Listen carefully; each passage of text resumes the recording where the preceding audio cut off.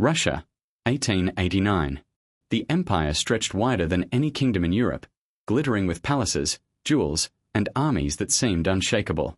To the outside world, the Romanov family represented absolute power, divine right, and the eternal continuity of a dynasty that had ruled for centuries. But within the thick walls of the Winter Palace, shadows flickered across candlelit rooms, whispers traveled through gilded corridors, and the imperial family gathered around tables not only for banquets, but for seances. For the Romanovs, death was never far away. It was both their deepest fear and their strangest fascination. And in that year, 1889, their obsession with death and the occult began to crystallize into something that would shape the future of their dynasty. It is easy to imagine history as a linear progression, an empire advancing through modern science, technology, and political reform. Yet the truth is darker. Behind the portraits of stern Tsars and radiant empresses, the Romanovs were flesh and blood, terrified of mortality, clinging to superstition, and consumed by grief over family tragedies. The year 1889 was marked not just by political uncertainty but by a series of personal crises within the imperial household. These crises drove the Romanovs to search for answers that priests could not provide, that doctors failed to heal, and that reason itself could not satisfy. Instead, they turned toward shadows, seeking comfort in rituals that connected them to the dead. This obsession was not unique to the Romanovs. It mirrored a growing fascination across Europe and Russia. The late 19th century was an age of contradictions, electric light and spiritual darkness, scientific breakthroughs alongside whispers of necromancy. In salons from Paris to St. Petersburg, mediums claimed to summon spirits, tables shook with unseen hands, and families believed they could hear the voices of their lost children. For the Romanovs, whose lineage had been scarred by assassinations, childhood deaths, and hereditary illness, such promises of contact with the dead held a deadly allure. To summon a lost sibling or seek a warning from a murdered relative was irresistible. Death, after all, had stalked their dynasty for generations. Perhaps the occult could tame it, or at least explain it. The imperial family's relationship with death was complicated by their very role as rulers. Tsar Alexander III, on the throne in 1889, had survived assassination attempts and watched his father die violently at the hands of revolutionaries. His reign was defined by caution and suspicion, but also by a gnawing awareness that death was always near. His wife, Maria Fyodorovna, had buried children and lived with the constant dread of more loss. Their son, Nicholas, the future Tsar, was a young man on the cusp of responsibility, already steeped in an atmosphere where mourning veils and whispered prayers to the dead were as common as state banquets. Every palace corridor carried echoes of both grandeur and grief. It was in this emotional landscape that the occult gained its grip. In the winter of 1889, accounts suggest that the Romanovs attended private seances within the palace. Mediums, sometimes imported from France or Poland, claimed to draw forth spirits of long-dead Romanovs, Grand Dukes lost to duels, emperors struck down by assassins, and children who had died in infancy. Imagine the scene: the chandeliers dimmed, velvet curtains drawn, the most powerful family in Russia seated at a table while a trembling candle flickered in the draught. The air heavy with incense, a medium's voice quivering as it delivered a message from beyond. Warnings, reassurances, or chilling predictions of death yet to come. Whether staged theatrics or genuine belief, the Romanovs listened. Because they wanted to believe. The irony is striking. The Romanovs were surrounded by priests, bishops, and the weight of orthodox tradition, which strictly condemned spiritualism as blasphemy. Yet in secret, they pursued it anyway. To the public, the dynasty embodied divine authority. In private, they were willing to bend those very doctrines, seeking solace in forbidden rituals. Their dual life, orthodox icons on one side, occult charms on the other, reveals a family torn between faith and fear, desperate to grasp at anything that might protect them from the tragedies that seemed to strike without mercy. But the allure of the occult was not just about personal loss. Death carried a symbolic power for rulers. To the Romanovs, consulting the dead could also mean grasping forbidden knowledge, warnings of assassination, signs of betrayal, or hints of the empire's future. The throne of Russia was drenched in blood, passed from rulers who often met violent ends. If spirits could whisper secrets, perhaps they could offer protection. Perhaps the dead could shield the living. As the empire celebrated victories, parades, and grand displays of wealth in 1889, behind closed doors the Romanovs lit candles and asked questions no emperor should have to ask. Who will die next? Who among us is cursed? Which child will survive to adulthood? These questions, whispered in seances, reveal the truth behind the facade of power. The dynasty lived in terror of its own mortality. And as history would show, they had reason to be afraid. The story of the Romanovs' obsession with death in 1889 is not simply a tale of curiosity about the occult. It is a window into the heart of a family whose power could not shield them from grief. It is the beginning of a pattern that would define their fate, seeking guidance not in politics or science, but in shadows and spirits. To understand how their dynasty fell in blood and mystery, we must first understand why, in 1889, the most powerful family in Russia turned away from reason and into the darkness of the occult. To understand the Romanovs' descent into occult practices in 1889, we must first step back and examine the strange cultural landscape of Russia at the end of the 19th century. This was not a society untouched by the mysteries of death. On the contrary, it was a world saturated with ritual, superstition, and an uneasy relationship with mortality. Russia was a land where death was not simply an end but a constant companion, woven into daily life, faith, and folklore. For the aristocracy and the common people alike, the boundary between the living and the dead was thin, and often deliberately crossed.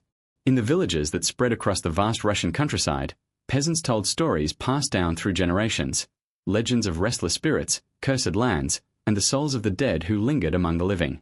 The belief in domovoi, household spirits that could protect or curse a family, was still strong.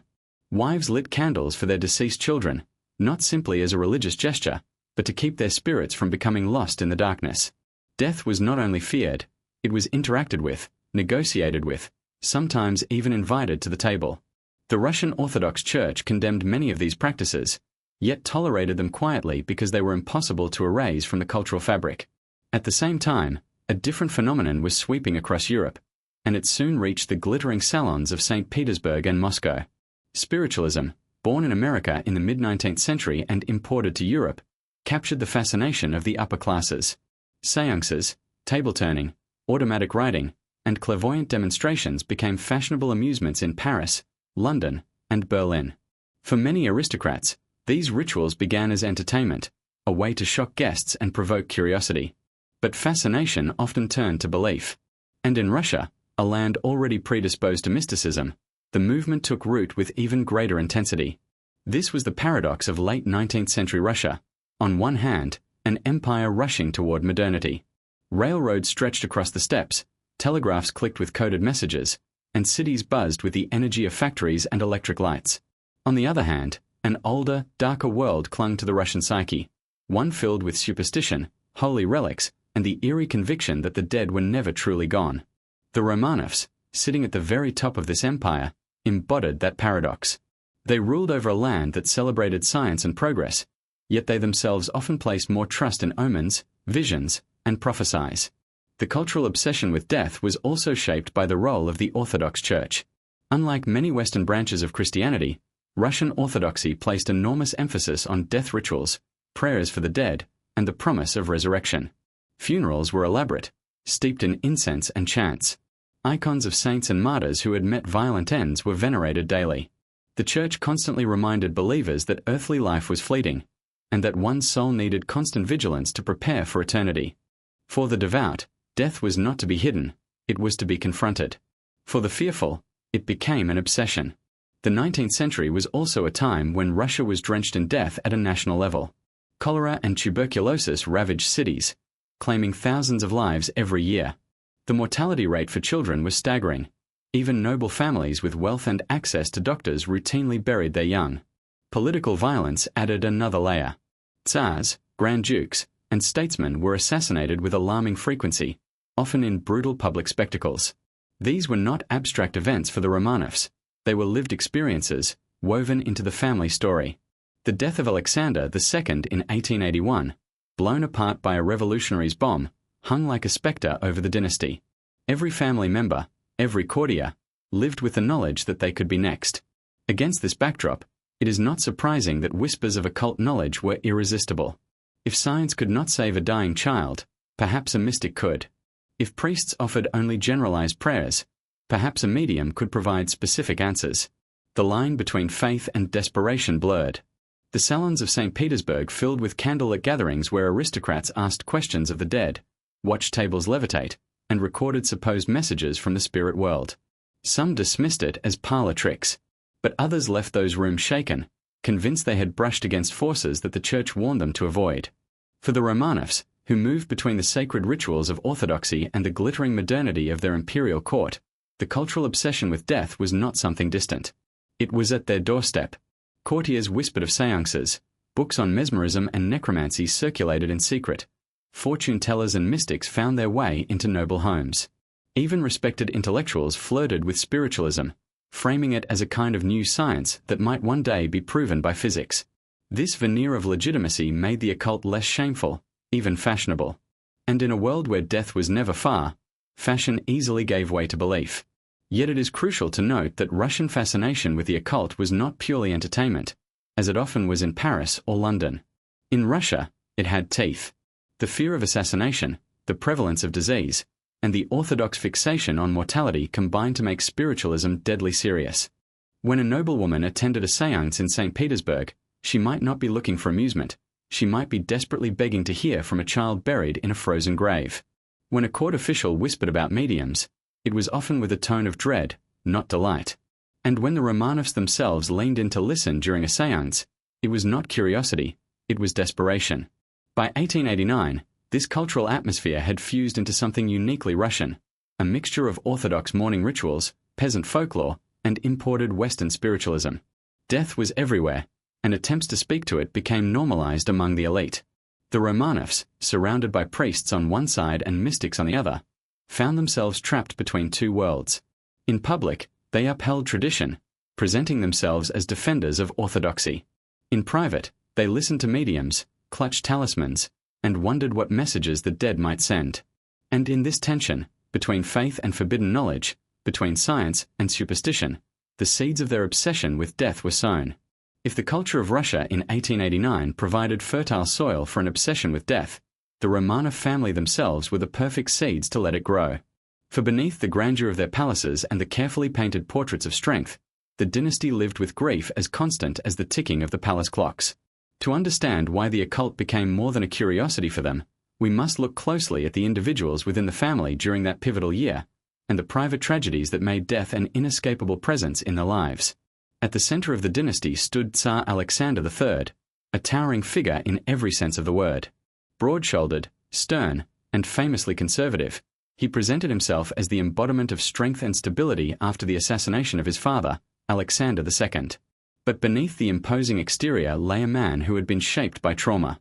As a young heir, Alexander had not expected to rule. His older brother Nicholas had been groomed for the throne.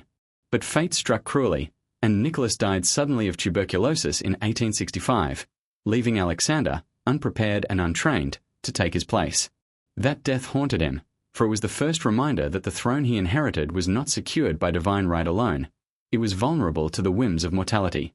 By 1889, Alexander III lived with the daily awareness that he too might fall, whether by sickness, accident, or the assassins who still lurked in the shadows of his empire. His wife, Maria Feodorovna, carried her own shadows. Born Princess Dagmar of Denmark, she had once been betrothed to Alexander's older brother Nicholas, the very one who died young. After his death, she married Alexander, a union forged out of both duty and shared grief.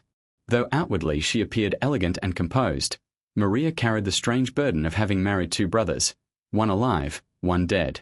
The ghost of Nicholas, her first fiancé, lingered in the marriage, a silent presence she never escaped.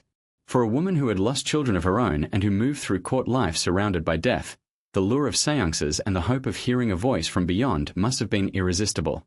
She was not merely curious, she was grieving. By 1889, the Romanov household had grown large. The children of Alexander and Maria filled the palace corridors. Nicholas, the eldest son and future heir, was a serious, introspective young man of 21. His journals from this period reveal a quiet soul, deeply private, often melancholy, who found little joy in the duties of court life. Nicholas was raised with the constant reminders of mortality. He had watched courtiers whisper about assassinations, he had seen relatives fall to illness, and he was already conditioned to expect loss as a natural part of life.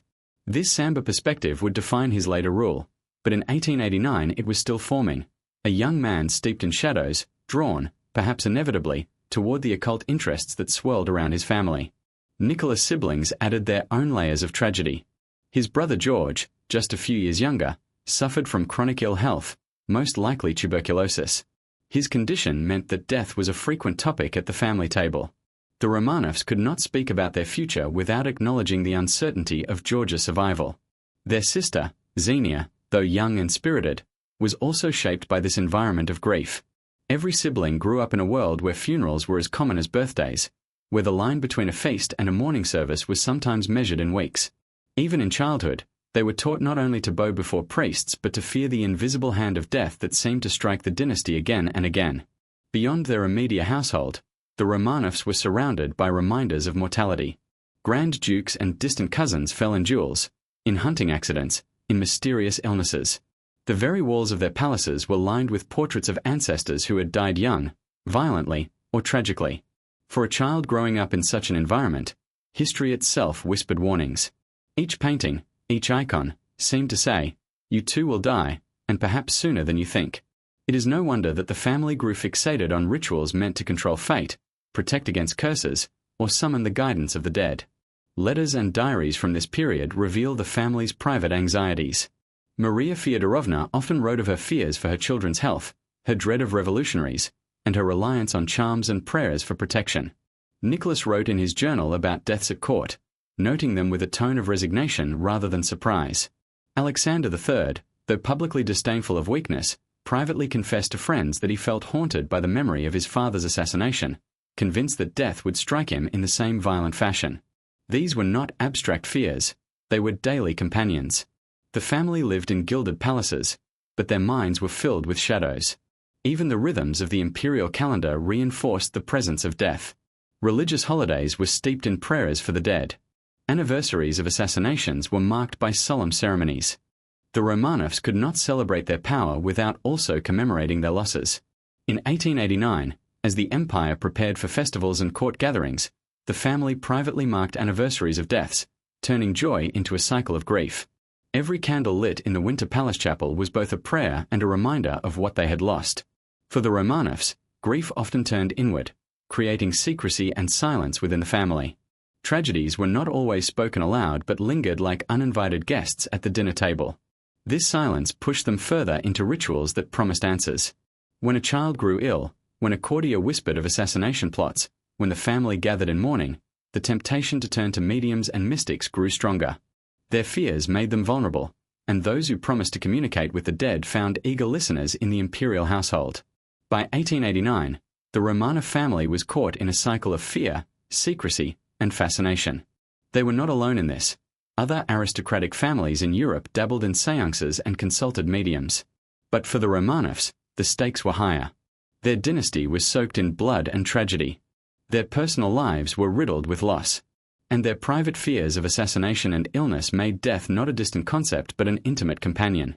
This made the family especially receptive to the occult, for it offered them what science and faith seemed unable to provide: certainty in the face of mortality.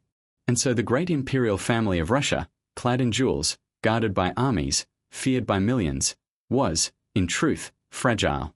Behind the stern visage of Alexander III, behind the composure of Maria Feodorovna, behind the carefully polished manners of Nicholas, lay a family that mourned constantly, feared endlessly, and grasped desperately for answers. In 1889, the Romanovs were not merely rulers of an empire. They were prisoners of death's shadow, seeking escape through rituals that promised communion with the other side. Their fears, their losses, and their silence made the occult not just a curiosity but a lifeline. And it was this obsession, born of grief and desperation, that would one day entangle their destiny with forces far darker than they could imagine.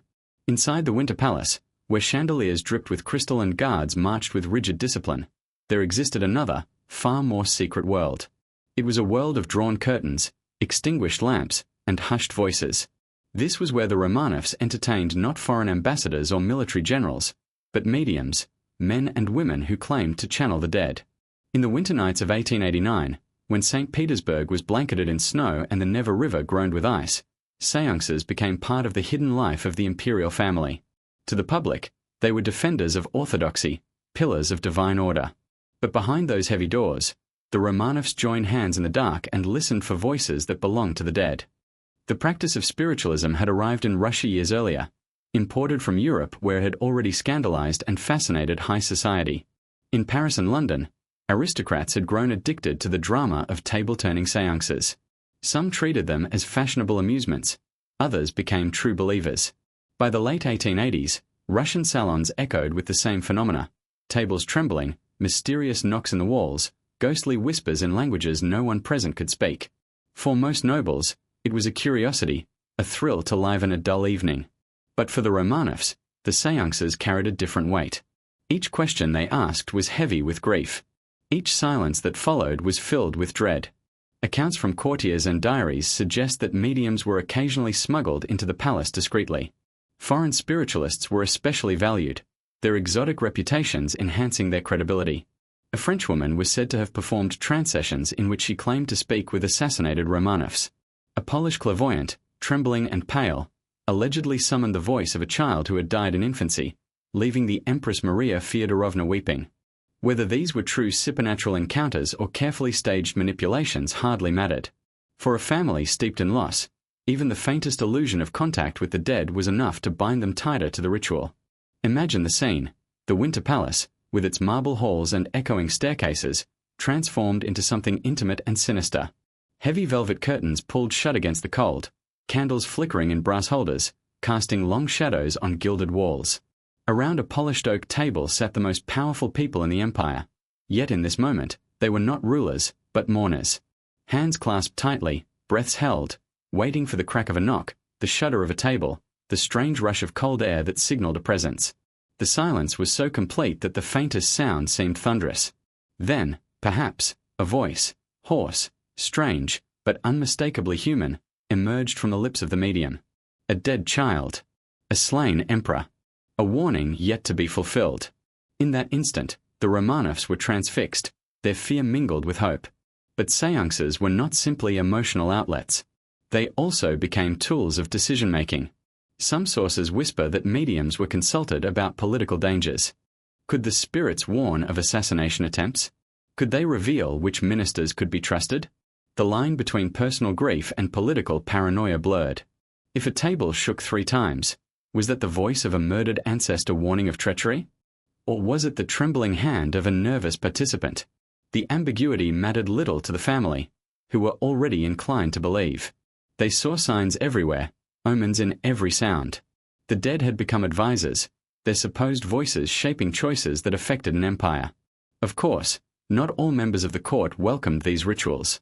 Priests muttered their disapproval, warning that such practices opened the door to demons. Some courtiers scoffed, dismissing seances as cheap theatrics. But those who mocked too loudly were excluded from the inner circle, for the Tsar and Tsarina tolerated no ridicule of their private pursuits. The secrecy itself added to the allure.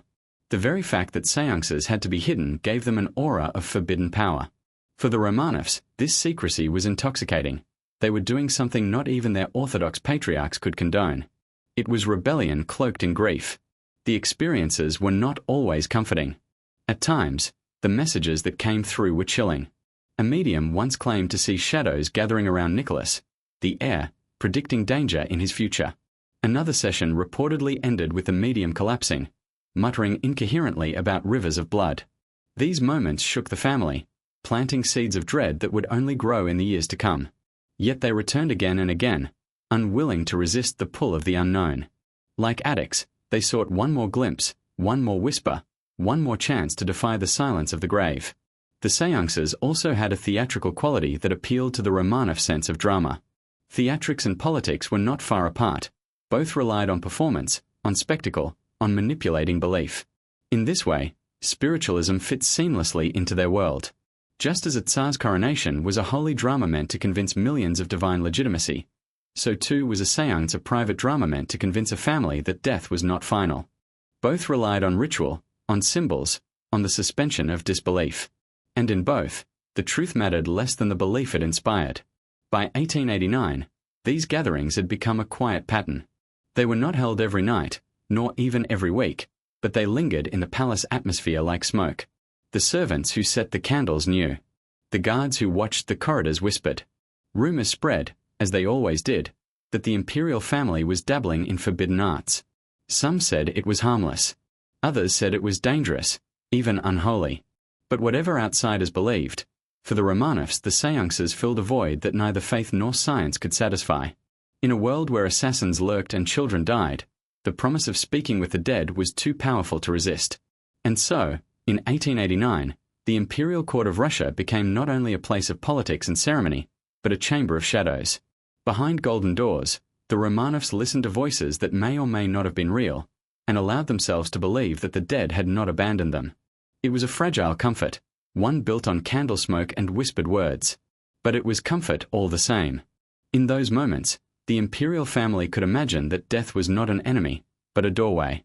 And though they could not know it then, their willingness to walk toward that doorway would one day lead them into darkness from which there would be no return. If seances provided the Romanovs with the ritual, then the figures who conducted them provided the temptation. In 1889, Russia was teeming with mystics, healers, and occult wanderers, each eager to sell their visions to the desperate and the powerful. To most of the aristocracy, these men and women were eccentric curiosities. But to the Romanovs, they became confidants, healers, and in some cases, manipulators. It is here that the story of the dynasty's obsession with the occult takes on faces, names, and whispered reputations. Individuals who step through the palace doors claiming to hold the keys to life, death, and fate itself. The Russian court had always been a magnet for strange characters. Fortune tellers from Poland, healers from the Carpathian Mountains, clairvoyants from Paris. They all drifted toward St. Petersburg, knowing that where grief and fear reigned, their services would be in demand. The imperial family, cloaked in both tragedy and secrecy, welcomed them quietly. Some came as physicians with unusual remedies, blending herbs with prayers. Others arrived openly as spiritualists, promising direct communion with the dead. A few even dabbled in outright necromancy, claiming to call back the spirits of long-dead Tsars to warn their descendants. The palace, a fortress of gilded stone, had become porous, allowing shadows in. Among the names that surfaced in connection with the Romanovs were foreign mediums whose reputations had already swept through Europe. A French spiritualist, Madame de Harvey, was whispered to have held sessions in which she channeled messages from murdered royals, speaking in voices eerily similar to the deceased. Whether she ever entered the Winter Palace remains uncertain, but her fame was strong enough that Maria Fyodorovna reportedly requested her services in correspondence. In the more private accounts, a Polish clairvoyant named Vida was said to have dazzled courtiers by producing visions of blood and fire, warning of catastrophes yet to come. Even if the details were exaggerated, the presence of such figures demonstrates how open the imperial family had become to outsiders bearing occult promises. These mystics worked with methods that blurred the line between religion and sorcery. Some performed automatic writing, their hands scratching furiously across parchment as spirits supposedly guided their pen. Others relied on mirrors, claiming to summon faces of the dead that flickered briefly in the glass. More terrifying were those who offered protective charms, blood-soaked talismans meant to shield the wearer from assassins' bullets. The Romanovs, who had seen one Tsar blown apart in public, did not dismiss such trinkets as nonsense. They wore them beneath their uniforms and gowns, hidden from public view, but pressed close to their skin. At court, this attracted both fascination and hostility. For priests, these figures were dangerous impostors, peddling demonic tricks. For aristocrats who longed for influence, they were rivals, whispering in the ears of the Tsar and Tsarina. Yet despite resistance, the mystics kept their foothold. They were summoned not only for seances, but also for healing. When young George, Nicholas' brother, coughed blood, healers were called who burned herbs, chanted prayers, and anointed him with oils. When a cousin was bedridden with fever, an Italian mystic performed a ritual involving knives and salt to cut away the spirit of disease. These treatments rarely worked, but in a palace suffused with dread, even failure was tolerated, because hope was worth the price. Not all mystics offered comfort. Some played upon fear, delivering warnings that left the family sleepless. One medium declared that the dynasty was cursed, its line marked by blood and betrayal. Another, a Russian monk-turned-mystic, proclaimed that the Tsar would die young unless he carried a certain relic. This monk gave Alexander III an icon smeared with his own blood, promising it would shield him from enemies. The Tsar, though outwardly skeptical, kept the icon in his private chapel. Even the most rational Romanovs found themselves yielding to such manipulations, because the possibility of protection, even false protection, was irresistible. In this era, occult societies also began to emerge in Russia, mirroring the secret orders flourishing in France and Britain. Groups like the Theosophists and Rosicrucians attracted aristocrats who longed for esoteric wisdom. Whispers suggest that members of the Romanov court attended meetings of these societies, where discussions of reincarnation, astral travel, and hidden masters of the universe blurred with orthodox teachings. The imperial family's connection to these groups is murky, yet the overlap is undeniable. The very people who entertained mediums in the palace also met in candlelit apartments with fellow seekers, trading knowledge of death and eternity. What made these figures particularly dangerous was their ability to merge personal grief with political influence. By gaining the trust of the empress or a royal child, they could plant seeds of paranoia, suspicion, or dangerous belief. Imagine a clairvoyant whispering that a trusted minister plotted betrayal, or a healer insisting that prayers alone could cure disease, discouraging medical treatment. These suggestions, subtle at first, could alter decisions that rippled outward to affect an empire. The Romanovs' willingness to listen gave these occult figures more power than their stations would ever justify. It would be tempting to dismiss all of this as mere superstition, the follies of a grieving family. Yet to the Romanovs, the presence of these figures was more than distraction, it was necessity. Each mystic, each clairvoyant, each healer represented a chance, however slim, to defy the inevitability of death. If 1 out of 100 could truly summon the voice of a murdered emperor or heal a dying child, then all the others were worth enduring. Their palace, therefore, became a revolving door of occult visitors, each leaving behind a residue of secrecy and fear.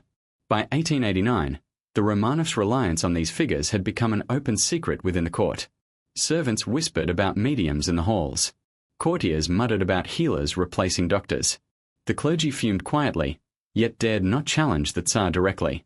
The mystics themselves thrived on this secrecy, weaving tales of their own importance, boasting of whispers exchanged with the spirits of dead Tsars, hinting at revelations too dangerous to speak aloud.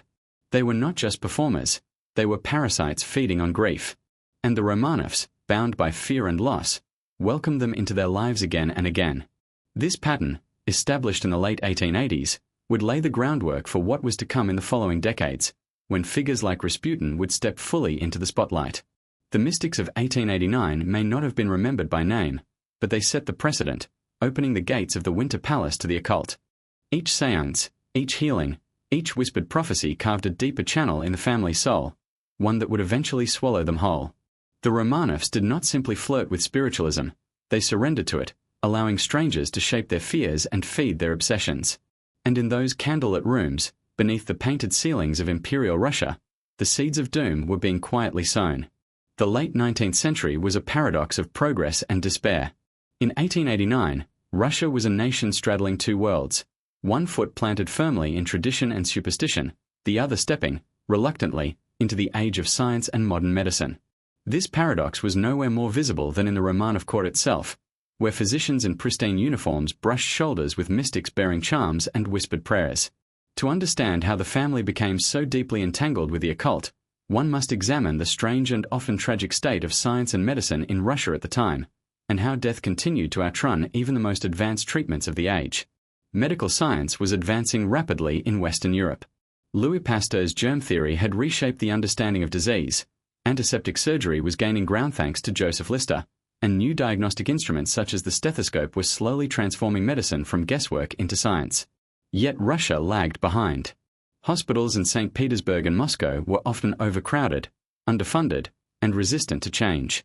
Many doctors still clung to outdated theories of humours and miasmas, insisting that illness drifted through foul air rather than unseen microbes. For the Romanovs, who had access to the best physicians in the empire, this lag was a source of frustration. Even with all the resources of the throne, disease remained a relentless predator. Tuberculosis was perhaps the most feared illness of the age. It consumed entire families, spreading silently and striking hardest among the young. Within the Romanovs themselves, tuberculosis cast a long shadow. Grand Duke George, Nicholas' younger brother, coughed blood into his handkerchiefs and lived a fragile existence under constant medical supervision. Doctors prescribed fresh air, mineral waters, and long stays in the countryside. They offered cod liver oil, bleeding, and tonics that promised to strengthen the lungs. None of it worked. Watching George waste away, the family began to question whether physicians truly held the answers. The allure of mystics who claimed to cure with charms and prayers grew stronger with every failed treatment. Infectious disease was not the only spectre haunting the dynasty. Cholera swept through Russia in waves, leaving trails of corpses in the cities and countryside alike. Even nobles could not escape its grip. For a family obsessed with their survival, the unpredictability of epidemics fed their anxieties. Medical authorities urged sanitation, clean water, and quarantine, but in practice, superstition often carried more weight. Many Russians believed cholera was spread by curses or divine punishment, and the Romanovs themselves, steeped in orthodox teachings, could not help but wonder if death was a judgment from God rather than an accident of microbes. The treatments of the time bordered on the bizarre. Physicians recommended mercury compounds for infections, arsenic for skin conditions, and opium for pain. Bleeding, though discredited in Western Europe, still found its defenders in Russian hospitals. Children were dosed with tonics containing alcohol. Adults were subjected to purges and blistering plasters to draw out disease.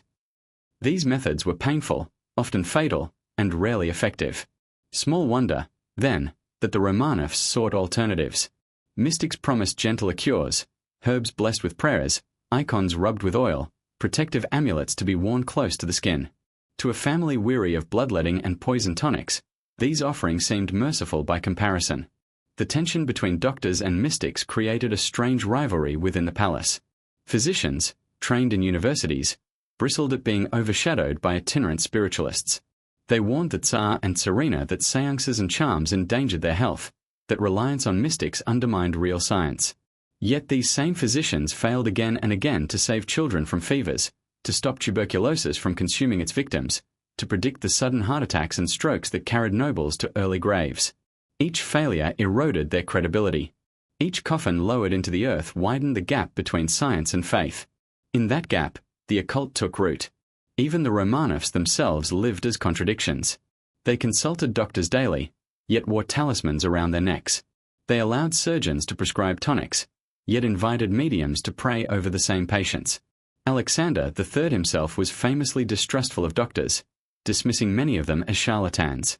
Yet he placed immense faith in religious relics, wearing crosses and icons as if they were armor against death.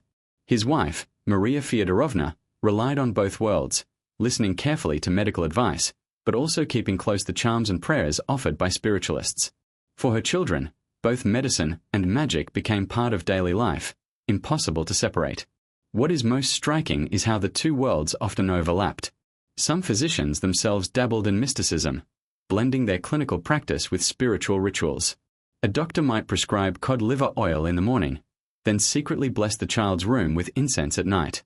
This fusion reflected the broader Russian mindset, where science was tolerated, but never fully trusted, and where death was ultimately seen as a spiritual rather than biological reality.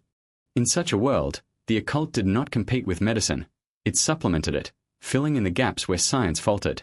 By 1889, this uneasy balance was firmly in place.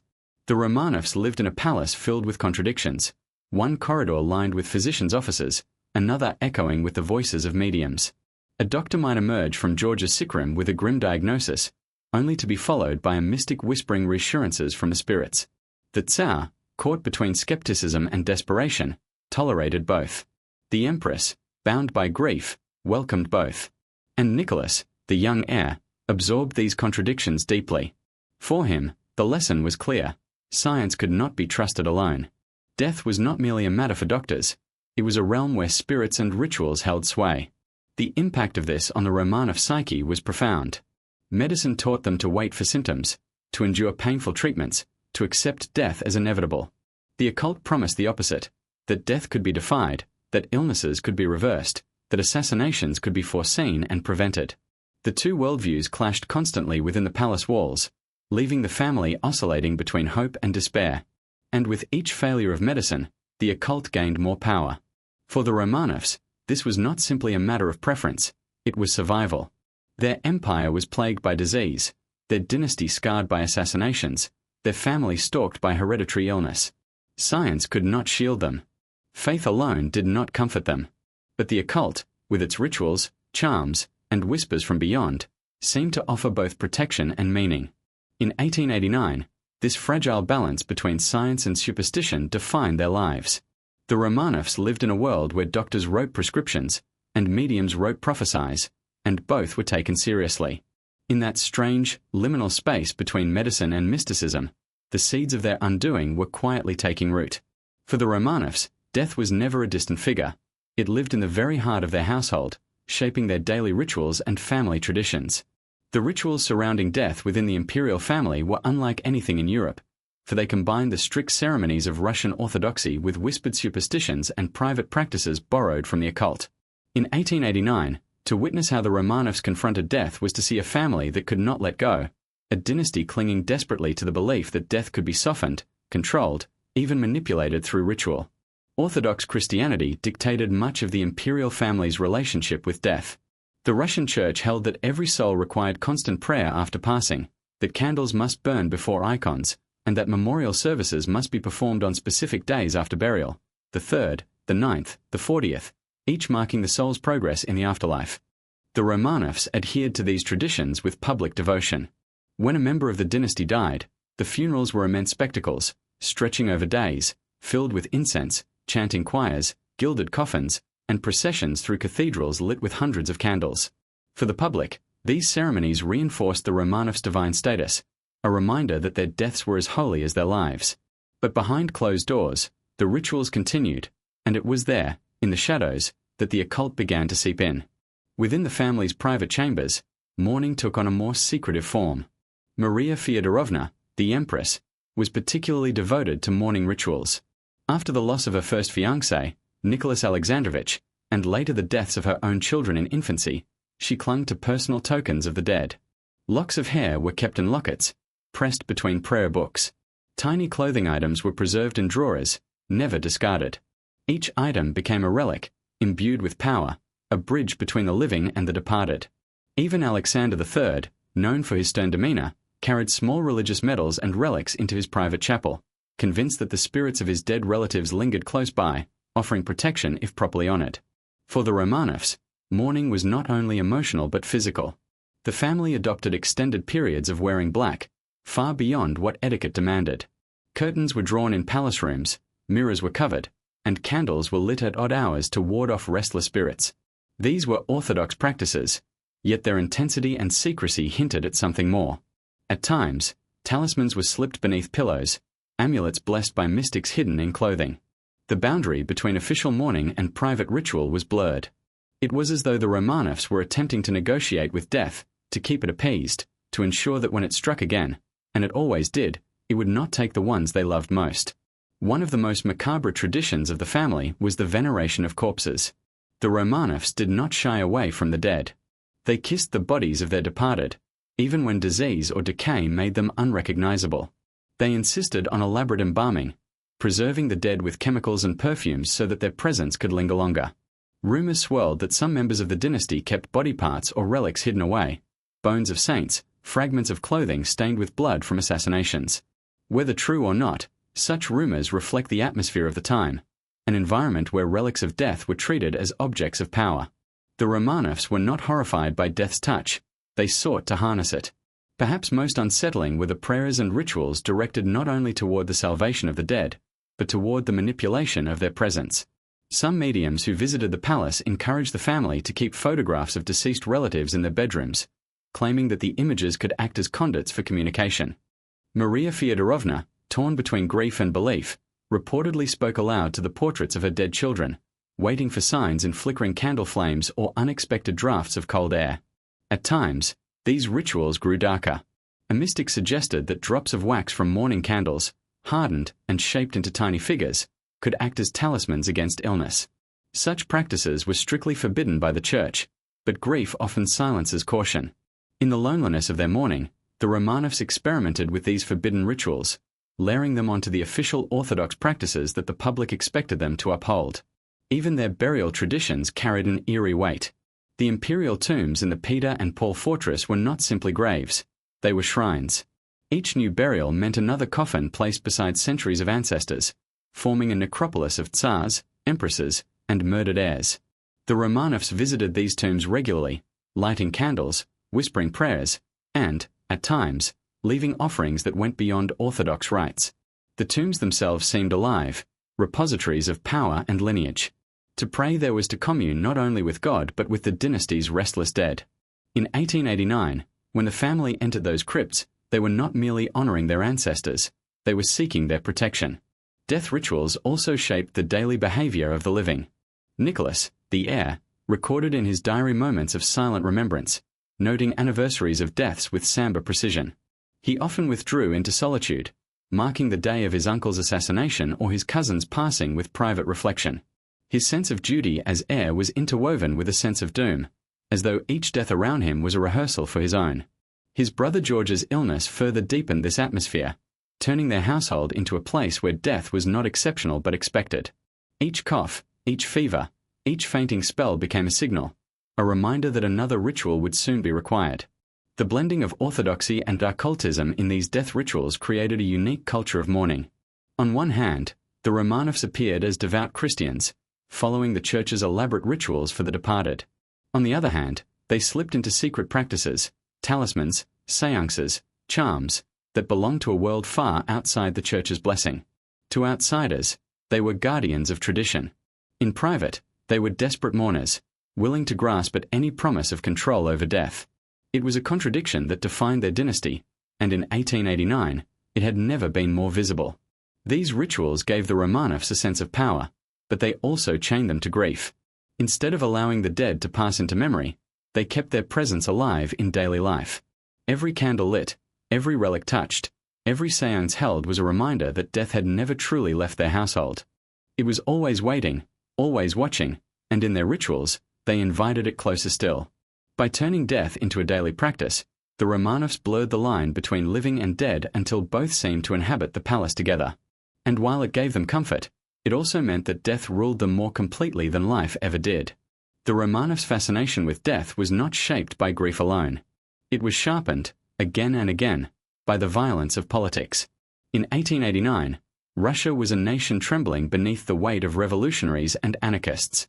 Secret societies plotted in shadows, pamphlets denounced the Tsar's tyranny, and bombs were hidden beneath coats and carriages. The Romanovs lived behind thick palace walls, yet death stalked them constantly. They were rulers of the largest empire in the world, but at any moment, a stray bullet or carefully planted bomb could reduce their power to ash. Death was not only personal, it was political. And the Romanovs, fearful of assassins' hands, sought answers from spirits as much as from spies. The assassination of Alexander II in 1881 had been the defining trauma of the dynasty. Blown apart by a revolutionary's bomb in the heart of St. Petersburg, his blood had stained the cobblestones, his body torn in front of horrified crowds. His son, Alexander III, never forgot the sight.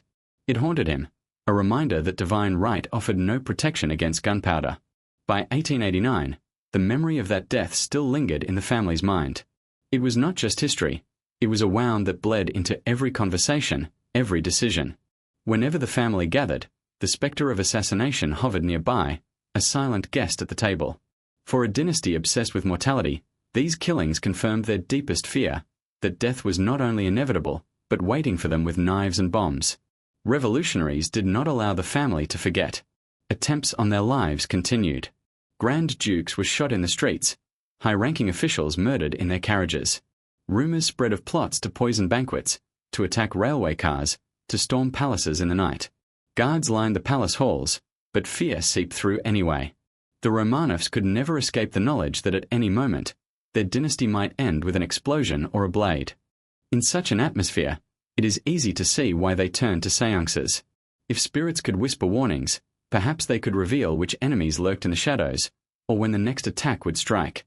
Mediums encouraged this belief, playing directly into the family's paranoia. During seances, voices of the dead were said to speak warnings. A murdered cousin might announce that another Romanov would soon fall.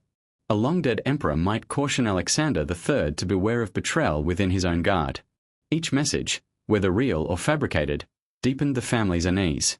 Instead of reassuring them, the seances often planted more fear. Every knock on the table, every flicker of the candle flame became an omen. Was it the voice of an ancestor, or the breath of death itself, warning them to prepare? In their desperation, the Romanovs listened to all of it. There were times when the warnings seemed chillingly accurate. A medium once told Maria Fyodorovna that blood would flow in the streets of St. Petersburg, that fire would consume palaces. Such prophecies may have been vague, but in a city where assassins threw bombs at carriages, they felt specific enough to terrify. On other occasions, the messages were more personal. A séance in 1889 reportedly ended with a whispered warning about Nicholas, the heir, that his future would be marked by blood, that he would see death and be unable to escape it. The young man sat in silence, his hands trembling. The prediction, whether a trick or not, burrowed deep into his mind, reinforcing the sense of doom he already carried. The family's reliance on these messages only grew as political violence escalated. When a bomb exploded in the city, they asked, had the spirits not warned us? When a plot was foiled, they wondered, did we survive because of the charms we carried, or because the dead intervened? The line between superstition and strategy blurred. Even their guards whispered of curses, convinced that certain Romanovs were doomed, that no protection could save them. Fear became the air the dynasty breathed, and the occult fed it, turning every death into a message, every assassination into a prophecy. It is telling that the Romanovs often spoke of their assassinated relatives as if they were still present. Alexander II, blown apart by revolutionaries, became a ghost who haunted his son. The family spoke of him in seances, listened for his voice, asked for his guidance. Other murdered granddukes were invoked as protectors. Their spirits begged to guard the living from suffering the same fate. To outsiders, it might have seemed like madness, powerful rulers asking the dead to protect them from death itself. But for the Romanovs, it was the only logic that made sense. If assassins could not be stopped by soldiers, perhaps they could be stopped by spirits. Of course, this reliance on the dead came with consequences. The Romanovs began to see plots and omens everywhere. A creak in the palace floor was a warning. A dream filled with blood was a prophecy. An illness was not simply illness but a sign of something darker. The family's paranoia grew, reinforced by the rituals of seances and the whispers of mediums.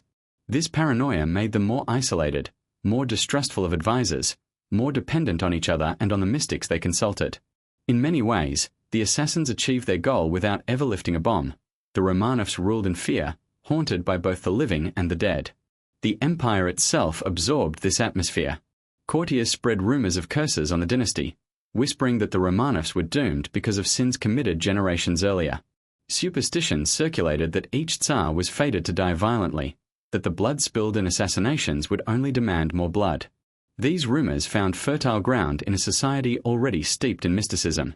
When servants saw the family gathering for seances, when they heard of mediums predicting doom, it only confirmed their suspicions that the dynasty was cursed.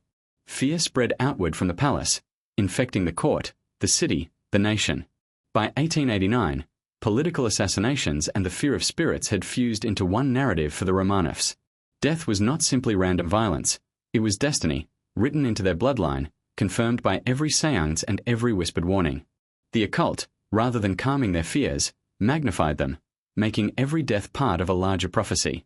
They were not just rulers of Russia, they were victims in waiting, listening for the footsteps of death in every echo of the palace halls. And the more they listened, the more convinced they became that their dynasty was living under a shadow it could never escape. By 1889, the Romanov dynasty was already steeped in rituals of death and shadowed by paranoia. But for one member of the family, these experiences carried a deeper, more personal weight.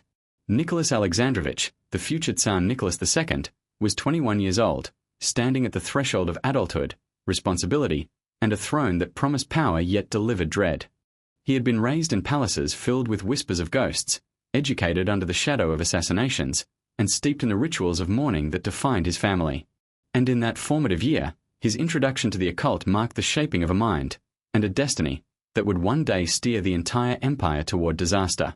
Nicholas was not like his father. Alexander III towered over Russia, a colossus of muscle and iron will, quick to anger but steady in his devotion to order. Nicholas, by contrast, was quiet, delicate, introspective. He filled his journals with observations of daily life, the weather, his prayers, his thoughts on family. Yet between those lines lay a melancholy that never lifted. He had grown up watching relatives die young, listening to his mother's weeping prayers, watching his brother George decline with each coughing fit. Death was no stranger to him. It was his tutor, shaping him into a man who carried the weight of doom even in youth. In 1889, Nicholas began attending seances within the palace, often as an observer but sometimes as a participant. For a young man already inclined towards silence and solemnity, the rituals must have felt both terrifying and mesmerizing. To sit in the dark, to hear a medium claim to speak with murdered ancestors, to sense the collective breath of his family held in dread, these were not amusements. They were lessons. The occult taught Nicholas that life was fragile, that fate was written in invisible ink, that the dead were not gone but hovered close, offering warnings he was powerless to ignore. These ideas sank deep into him, reinforcing the fatalism that would define his reign. The mediums who performed before him often singled Nicholas out. They saw, in the quiet air, a perfect canvas for prophecy. One claimed that Nicholas was surrounded by shadows, that his future would be one of blood and loss. Another spoke of betrayal, hinting that those closest to him would one day bring his ruin. Nicholas, shy and impressionable, took these words to heart. His diary entries from this period reveal a growing obsession with destiny. He recorded deaths with clinical precision, as though each one confirmed the inevitability of his own tragic fate. The occult did not offer him comfort, it offered him confirmation of what he already feared, that his life would be ruled by death. The influence of his mother, Maria Fyodorovna, cannot be overlooked. She, more than anyone, nurtured the family's fascination with mediums and spiritualism. For Nicholas, her devotion to these rituals was formative. He watched her seek solace in seances, clutch relics to her chest, weep at whispered messages from beyond. In her example, Nicholas saw not only grief but guidance. If his mother believed that spirits spoke truth, then how could he dismiss them? His loyalty to her and his natural deference to family tradition bound him tightly to the occult practices that filled their private lives. At the same time, Nicholas' own temperament made him uniquely susceptible. Where his father saw mystics as curiosities, Nicholas saw them as prophets. Where Alexander III wore charms reluctantly, Nicholas carried them with genuine conviction. His quiet, almost passive nature inclined him to accept rather than challenge, to absorb belief rather than question it. In 1889, he was not yet the Emperor of Russia, but he was already learning to surrender authority, not to his ministers, not to his generals, but to the voices of mystics who claimed to channel the dead. This willingness to yield to unseen forces would define his reliance, decades later, on figures like Rasputin. His introduction to the occult was also linked to his personal fears. Nicholas had always been acutely aware of the fragility of life. He saw it in his brother George's illness, in the deaths that punctuated his family's history, in the assassinations that haunted his father. He carried the knowledge that the throne itself was cursed ground, that every step toward it was a step toward danger. The séances of 1889 reinforced this fear. When mediums warned him of bloodshed, he believed them. When they spoke of betrayal, he grew watchful of those around him. He began to view his life not as a path he could shape, but as a fate already carved in stone. For a future ruler, this was disastrous. Leaders must act. Nicholas learned to wait. There is evidence that even as a young man, Nicholas began experimenting with private rituals of his own. He prayed obsessively before icons, lingering longer than required, whispering his fears to saints and martyrs. He kept small charms given by mystics tucked away in his clothing, convinced they could shield him. He copied passages from religious texts into his diary, side by side with notations of dreams and omens. His world was a fusion of orthodoxy and superstition, a private faith built not on reason but on dread. This faith would guide him for the rest of his life, shaping decisions that affected millions. Nicholas' fascination with the occult also influenced how others saw him. Courtiers whispered that he was too quiet, too withdrawn, too easily led. Priests worried that he was too willing to stray beyond the strict teachings of orthodoxy. Friends noted his seriousness, his lack of joy, his inability to separate life from death. In 1889, these were only whispers, but they foreshadowed the criticism that would follow him as emperor, that he was weak, fatalistic, ruled not by conviction but by forces beyond his control. Yet perhaps the most chilling element of Nicholas' introduction to the occult was how it intertwined with prophecy. In those candlelit rooms, mediums planted seeds of inevitability. They spoke of rivers of blood, of betrayal by those closest to him, of a violent end. Whether staged or sincere, these messages became part of Nicholas' worldview. He carried them forward, through his youth, into his reign, and eventually into his downfall. The Romanovs had always feared death. Nicholas grew to expect it. And in expecting it, he seemed almost to invite it. In 1889, Nicholas was still a young man, not yet emperor, not yet burdened with the weight of the empire. But the shadows had already claimed him. The occult was no longer just a family curiosity, it was his inheritance. In those years of séances, talismans, and whispered warnings, Nicholas learned the language of doom. And when he finally ascended the throne, that language spoke louder than the voices of his ministers, louder than the demands of his people, louder even than the cries of revolution in the streets. The occult had given him a script, one of blood, of death, of inevitability. And Nicholas, passive and obedient, followed it to the end. By the end of the 1880s, the Romanovs' fascination with death had already crossed the boundary from curiosity into obsession.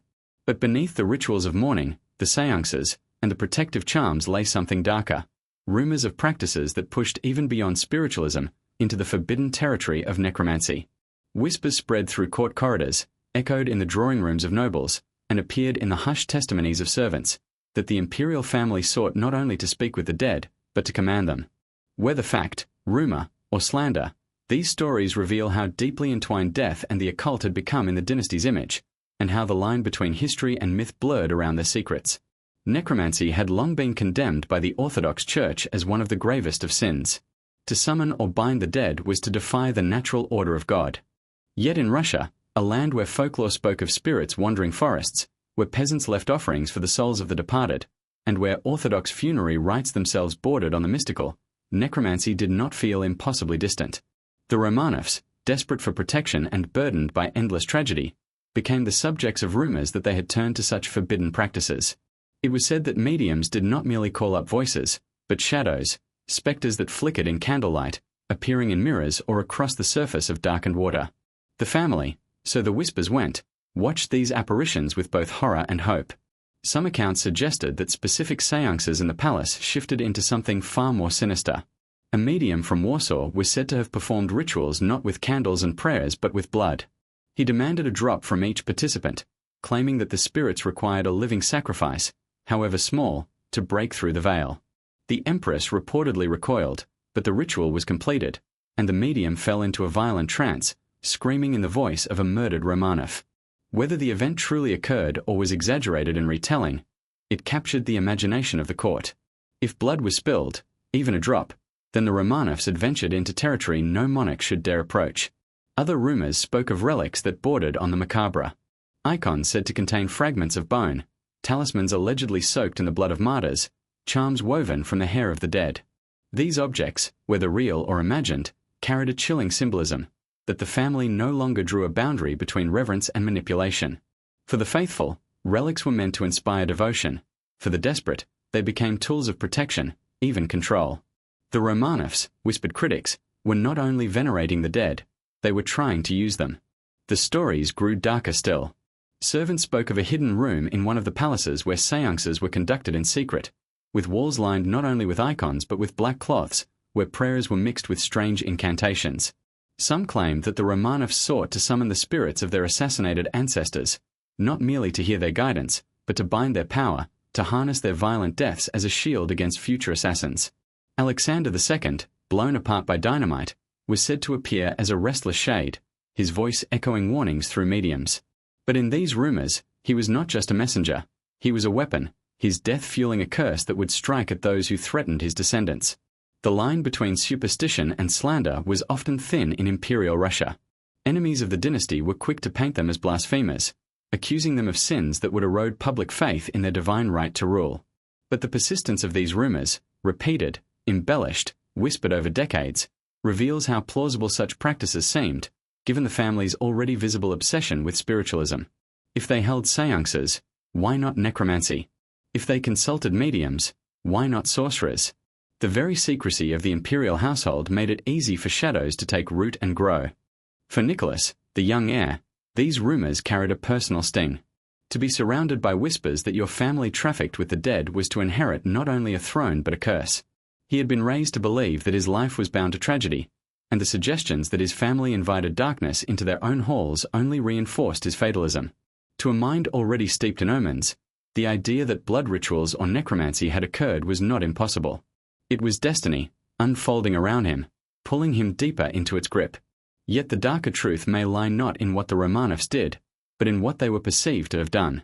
Necromancy was less a fact than a symbol, a way for Russians, friends and foes alike, to articulate the unease that surrounded their rulers.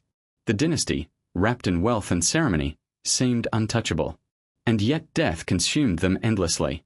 To outsiders, it was easier to believe that the Romanovs were cursed, that their obsession with the dead had invited their own doom, than to accept that power and privilege offered no defense against fate. Necromancy became the metaphor for their decline, the forbidden shadow that clung to them until their final, bloody end. In 1889, these whispers were just that, whispers.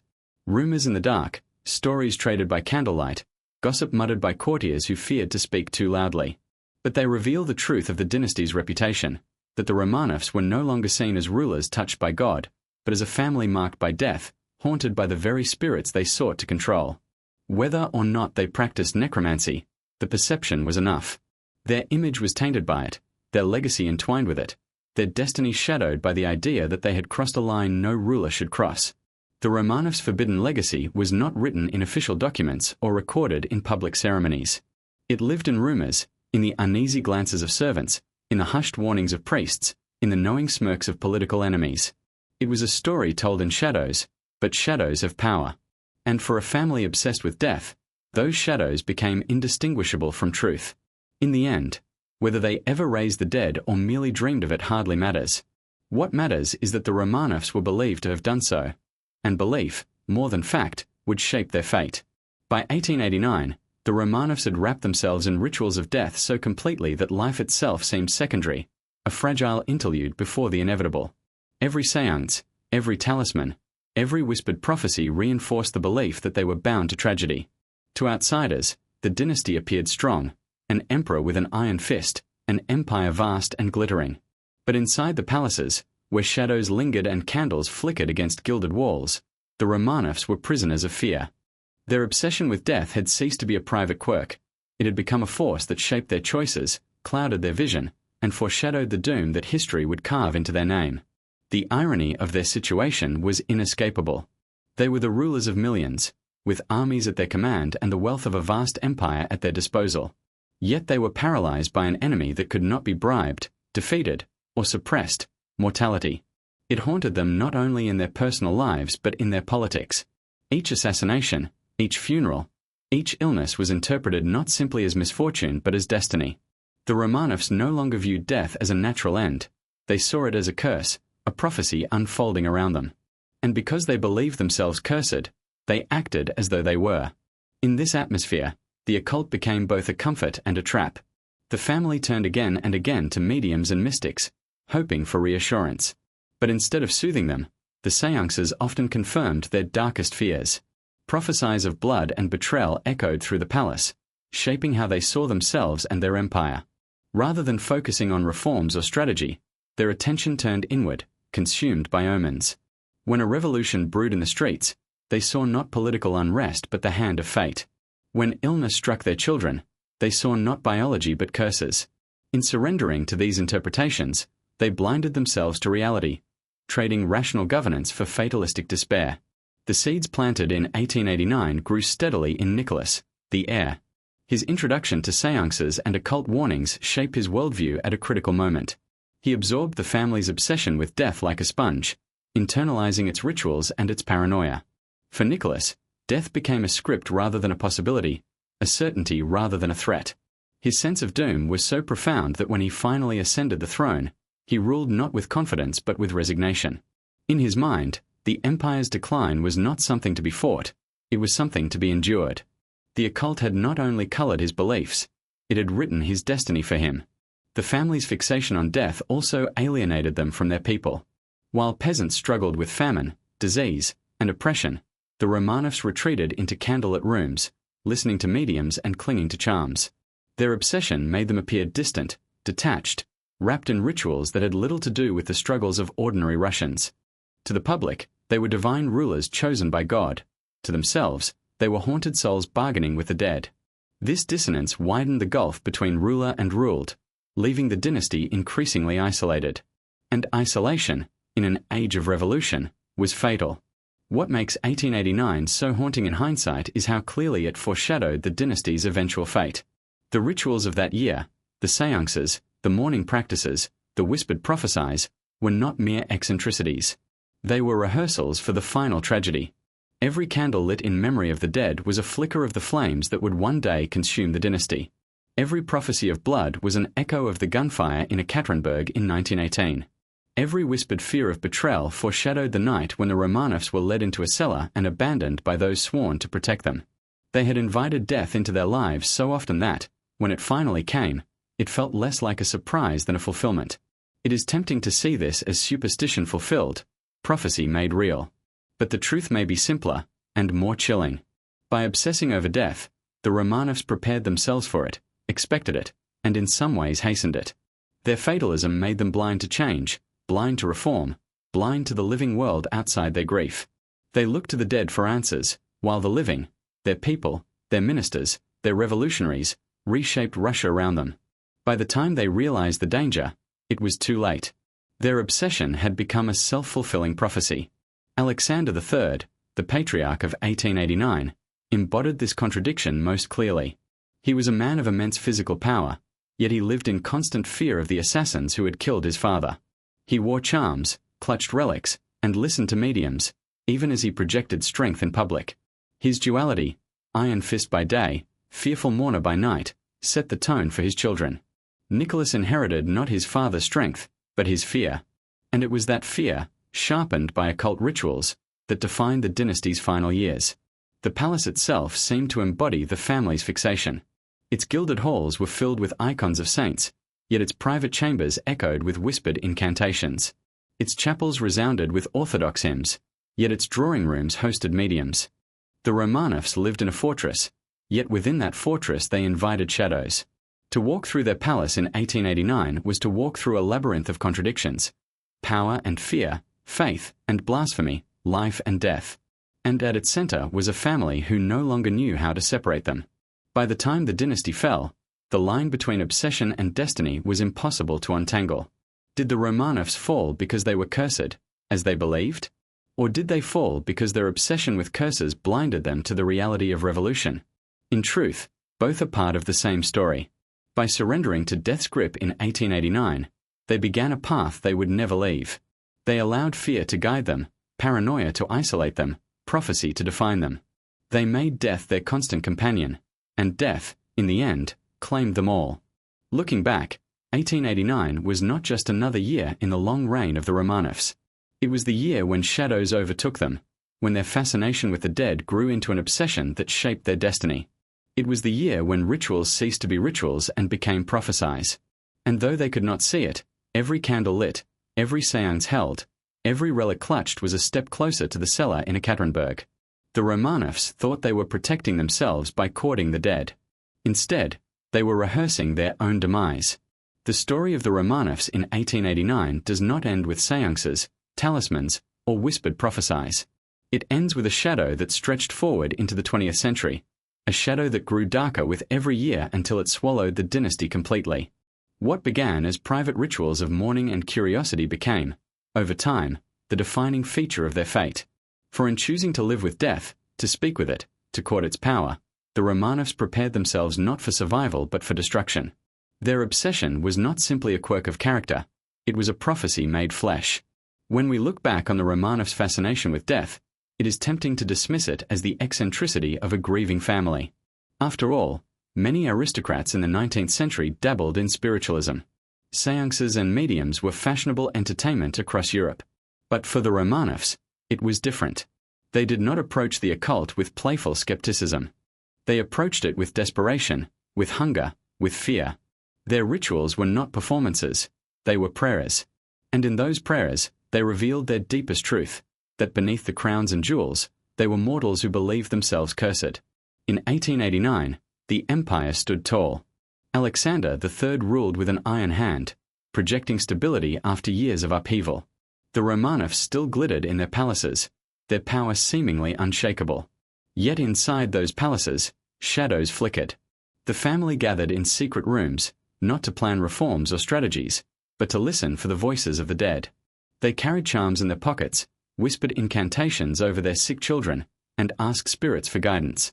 This was not the behavior of a dynasty confident in its future. It was the behavior of a family already haunted, already preparing for an end they could not name but deeply feared.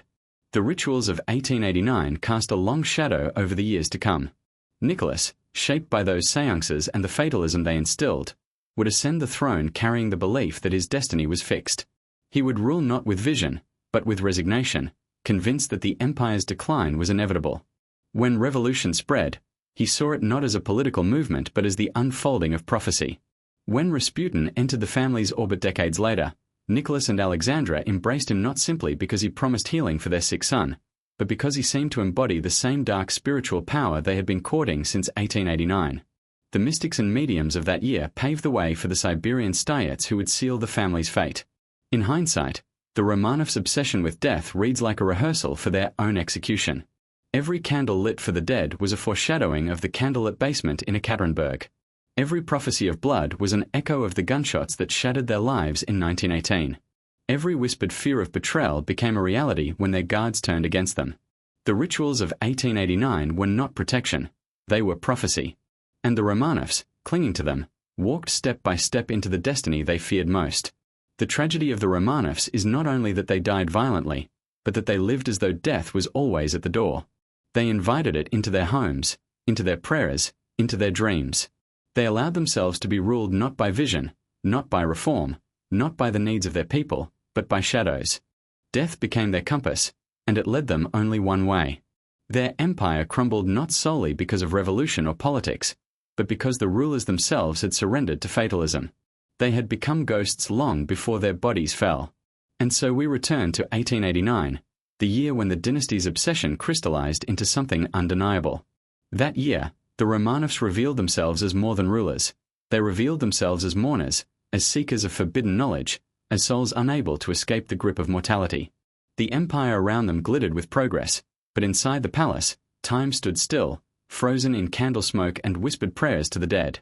In choosing to live in the company of spirits, they lost touch with the living world. And history does not forgive rulers who abandon the living for the dead. The Romanovs' empire was an empire of shadows. Its foundations were built not only on wealth and armies, but on grief, superstition, and fear. Their obsession with death did not begin in 1918. It began decades earlier, in nights like those of 1889, when the most powerful family in Russia sat in darkness, waiting for voices that never truly came. The voices they heard were their own fears echoing back at them, shaping decisions that would lead to their fall. They believed the dead were guiding them, but in truth, it was death itself, drawing them closer with every ritual. When we look at the Romanovs now, their fate seems inevitable, their end foretold. But inevitability is not written in stars, it is written in choices. And in 1889, the Romanovs chose to court death rather than life, prophecy rather than reason, shadows rather than truth. That choice became their legacy. They were a family who sought to master death, but in the end, death mastered them. Their story is not just history, it is a warning. Power cannot shield against mortality. Rituals cannot rewrite fate. And obsession, when fed long enough, becomes destiny. The Romanovs believed they could bargain with death, that by inviting it into their lives, they could control it. Instead, they gave it dominion over everything they were. In the basement of Ekaterinburg, when the gunfire erupted and the family fell, the final ritual was complete. The empire of shadows had claimed its rulers at last.